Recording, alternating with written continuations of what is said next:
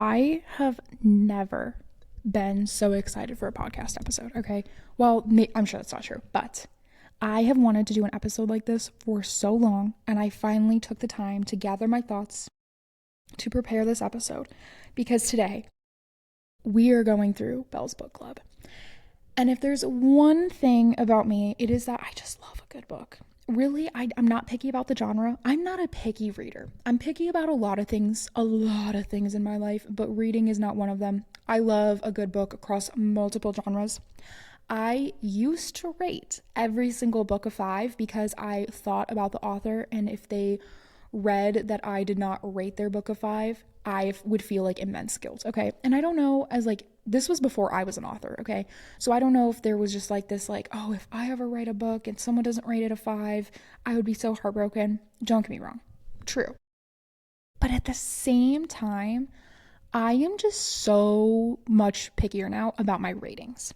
I will actually rate it. I very rarely give out 5s anymore.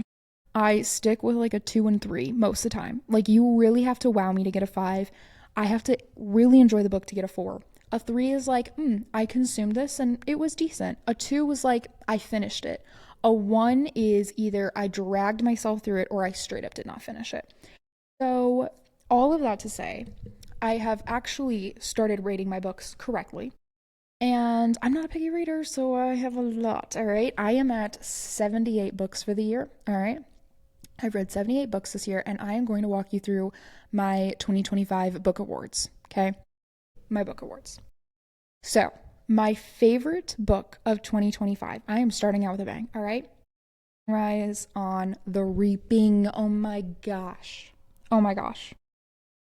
I am so happy Hunger Games is back. Like, the fact that we are getting new books, new movies is bringing me so much joy. I genuinely hope we can keep this going. Okay, I don't want this to be over. I loved that we got President Snow's story. It was so fascinating. The movie was fantastic.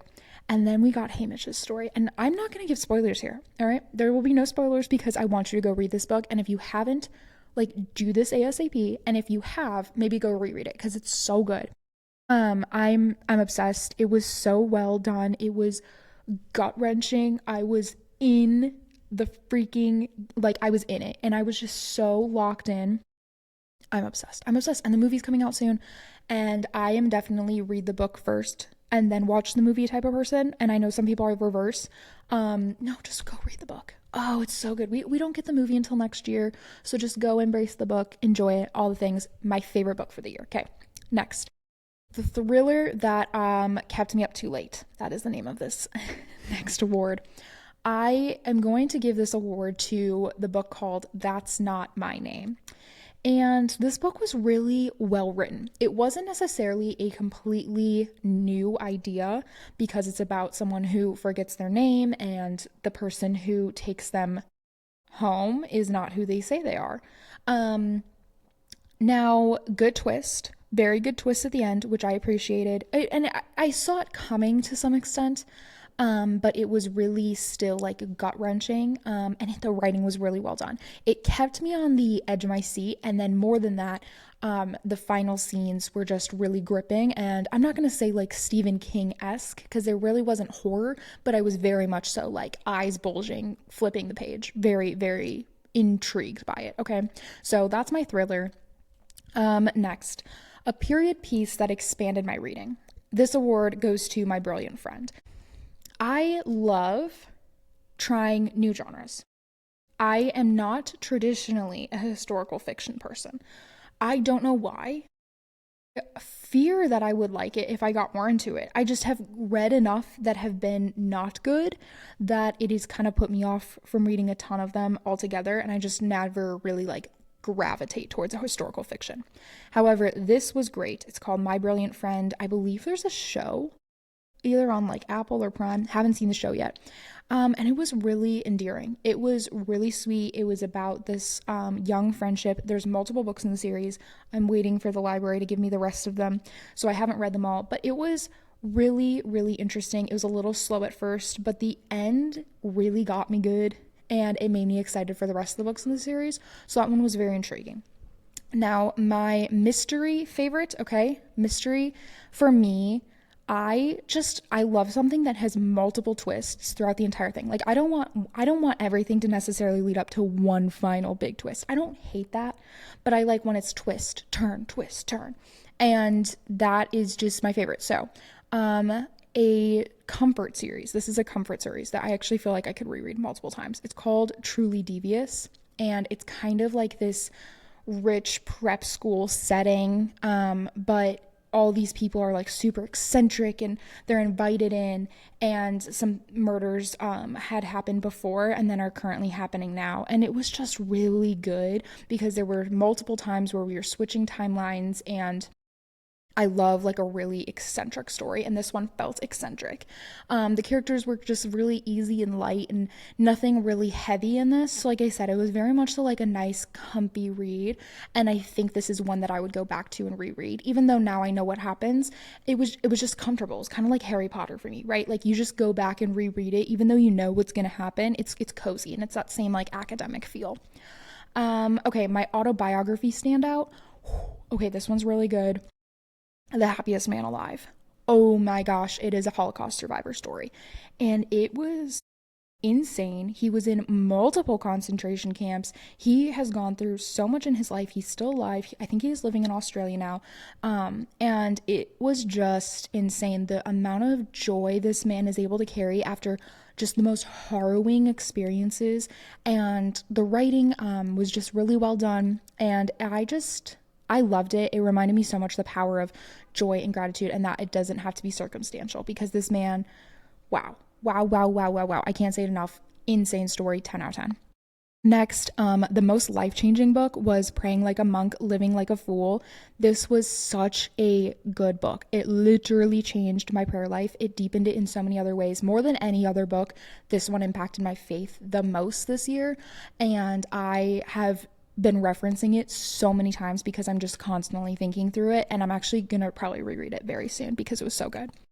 The most fascinating true stories that I read came from the book Good Morning Monster, and it is told by a therapist who writes these stories of her survivors and the people that she's counseled. So freaking good. Oh my gosh. Riveting. All the stories, so resilient, the redemption, just insane. And I think there's like 5 or 6 stories that it goes over, and they're just all absolutely fantastic. And then my favorite series for the year is going to go to the Shatter Me series. Oh my gosh, I never read this when it first came out. I don't know why. I just never read it. And it is so dramatic, messy, poetic. And literally like made me feel like I was 16 again. Okay, like just sitting there, like going through Divergent, and like I said, Hunger Games era is back. I was just reading it. It was so good, and I love the first book so much. The writing style, everything about it was just fantastic. Okay, my most anticipated read coming up is going to Catabasis. I know nothing. I don't know what this book is about. All I've seen is some PR for it, and the fact that the waitlist for it was stupid long. And it finally came due. So it is currently on my Kindle because I get my books from Libby. And it's sitting on my Kindle, and I'm so excited to read it. I'm in a series right now, so once I finish that, I'm going to jump in, and I know nothing. Literally nothing. Okay. Now let's get into my disappointments. There's been a few duds that I've read. I'm not going to stay on them. Here's where I'm at, though. My girl Frida. I love this woman, okay? And listen. I hate to be that person. It's like, I liked her before she was cool. You all can go back. And listen to some of the first episodes back in Inspired Lady, when it was called Inspired Lady. You know, I talked about Frida McFadden as my favorite author way before she was popular, okay? And I respect the fact that she's a neurosurgeon doing a job, publishing all these books. I mean, she has like, oh my gosh, a stupid amount of books out. She works full time still. She's married. Listen, I know that there's a lot going on, but oh my gosh, some of these books are so freaking weird. And I am just kind of bored by some of them. Some of them are just strange. And I fear we've lost the plot in some of them. I don't understand what's going on. And she went from The Housemaid, which, being turned into a movie. I'm so excited. I literally am going to the theaters in December to see this. I'm ready for The Housemaid. The Housemaid, like, changed my life. It was such a good thriller book, such a good book. I'm actually a little scared because I kind of want to reread it just to see if it's as good as I remember, and I'm scared it won't be. But yeah. Oh, Frida. I fear we've lost the plot on some of these books. Some of her new ones just are not hitting, and I don't know if she's rushing to get them out and to just keep publishing and going as fast as she can. I don't know. But they're weird. They're weird, and I don't love them. So a lot of my Frida reads this year has kind of been a dud. A lot of them, like multiples. And that's just a big bummer, okay? So anyways, I am obsessed with reading. I hope that this encouraged you maybe to add some books. And then if you have read any killer books, or I shouldn't say killer, but I do love a good, like, cult serial killer kind of book. If you have read any of these, like, good books, literally tell me about it, please. Please, please, please, like, either comment or DM me or whatever.